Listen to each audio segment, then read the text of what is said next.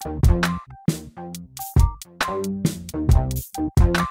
here with the Digital Digest, and today I'm unboxing the Samsung Galaxy Z Fold 6 for 2024.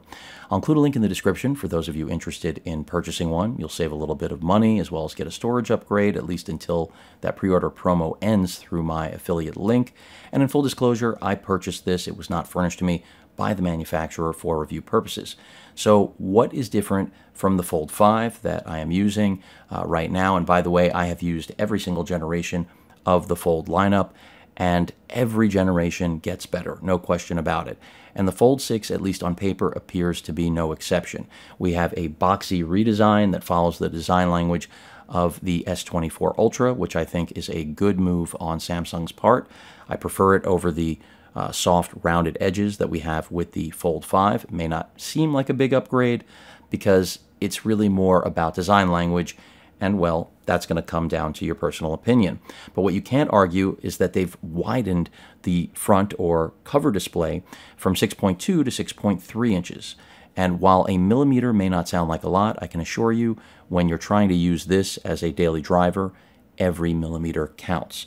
We've also got an improved hinge, which apparently is a redesign. It makes the phone sturdier, also as part of the way that it's become thinner. The phone is also lighter now. It also has an IP48 rating for the first time, so that means dust resistance is actually a thing. Unfortunately, they didn't do anything with the cameras. I wish they had, but they are claiming that the actual fold crease, which has always been visible and tangible, is now less prominent, so we'll see, but that's never really bothered me. We've also got some new colors. We have the silver shadow, navy, crafted black, white. I went with the crafted black. It has a carbon fiber finish that you're going to see in a moment. This is an unlocked device for anyone that is wondering, and well, I can already tell you that it appears to be stunning. I really like what they've done here. I mentioned that I wish they had done more in the way of cameras, and that's because, well, they really haven't done much. We now have a Qualcomm Snapdragon 8 Gen 3, the same processor found in the S24 Ultra, and it just reminds me that I wish this device, their most expensive device, was getting all of the best, the kitchen sink, so to speak, of features. Unfortunately, when it comes to the cameras, it lags behind. That shouldn't be the case, Samsung. Please fix that. I know they're trying to refine their recipe for success, but part of that is getting the best of everything into this phone. I know it's a foldable. I know that that is what makes it unique, but what you're missing is what you did in Gen 1, which was giving it literally the best of every possible feature you could. The aspect ratio on the cover display has changed, as has the brightness level on the internal display. And looking at this right now, they have changed that crease, I can tell. As a long-term Fold user, it is less prominent. I don't feel it as much. And from a visibility standpoint, it's also less visible. So that's impressive. I really didn't anticipate that. And by the way, there's really nothing else in this box but a charging cable, which is right here. And that brings me to another area of contention about the Fold 6, you know, where I have to, I won't call it nitpick, but it is a real critique. Our fastest charging on this is 25 watts. And in a world where devices can charge at a much more rapid rate than that, that leaves a lot to be desired. So I think that's the most real-world critique of this device, is that if anything, Samsung should have given us faster charging capability than they did. But beyond that, you've got a redesign, you have a new processor, and while we don't have a rework of the cameras, I can assure you that the new processor will, in fact, affect camera performance. So let me go ahead and also peel off this front cover display. And then I'm going to show you these side by side because there is a significant difference. And I can already feel the weight difference between the two phones. And you can absolutely see, even though I've got a case on this, let me go ahead and remove the case from my Fold 5, which I'll just pop off. But I can absolutely see a difference in thickness, as well as I've already felt a difference in the way that the Fold actually works. Hold on one second. Cleaning that up a little bit. And yeah, I just think it's, you know, it's going to prove interesting here to see how this actually performs in the real world. And by the way, for everyone who continues to say these are the most expensive phones on earth, if you stay in Samsung's trade-in program and are year over year trading in, I have to say that is total disinformation, because you're averaging far less than what people think these devices cost to own.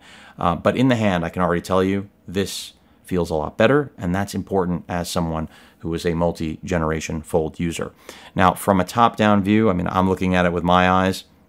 It's very close, but you can see that this is just a little bit thinner, slimmer.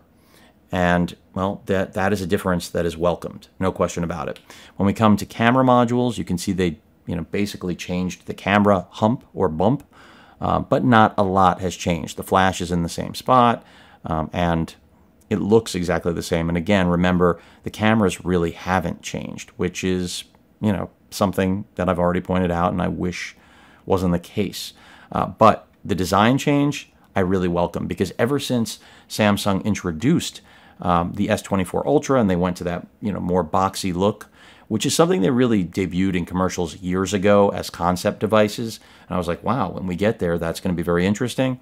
Well, now they've done it. And the hinge absolutely is just a smoother transition on the open and close. Your volume rocker power button right here on the right-hand side of the device, your Type-C port for charging, microphone array, your SIM card slot right there if you choose to use that rather than eSIM. The speakers, I think, have also gotten louder. Let's go ahead and press in the power button, which is also the fingerprint scanner, and see if it boots. If not, I'm just going to have to plug it in, and it looks like I will have to plug it in. So let's go ahead and do that. Oh, no, it is powering on. So really, who is this a good upgrade for? That's the next thing I'm going to talk about, even though this is an unboxing and I'm just getting started with this. If you're coming from the Fold 5, most of you will not need this device, because I do anticipate that the differences are going to be mostly nuanced. As I've mentioned, a brighter internal display, a more finger-friendly, slightly wider external display with a new aspect ratio, but this is really about the design. The good thing about the Snapdragon 8 Gen 3 is that we are getting, of course, better efficiency.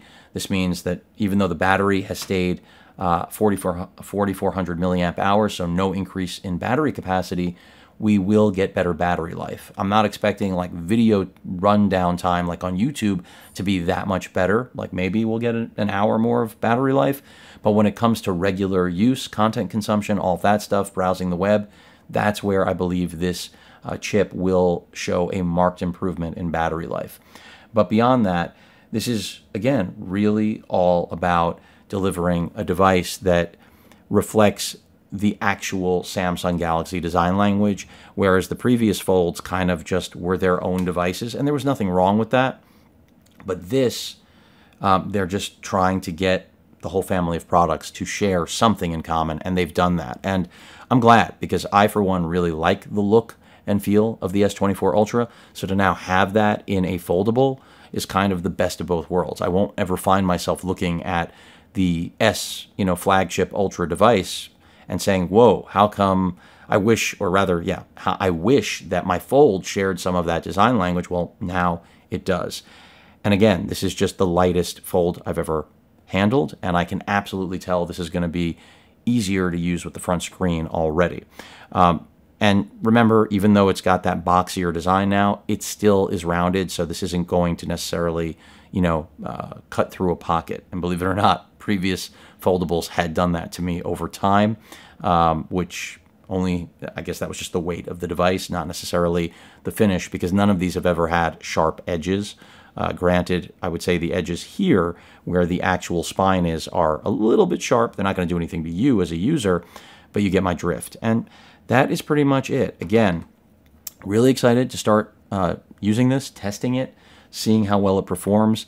And this is really all about that redesign. And if you're coming from the question I was addressing earlier, like a Gen 3 or Gen 4 Fold, this is an absolute no-brainer. It's going to be a major improvement in overall functionality, capability, battery life, and you're getting all of the benefits, of course, of this redesign, which I think there are a lot. I think a lot of people kind of discarded this and said not much was done. I completely disagree.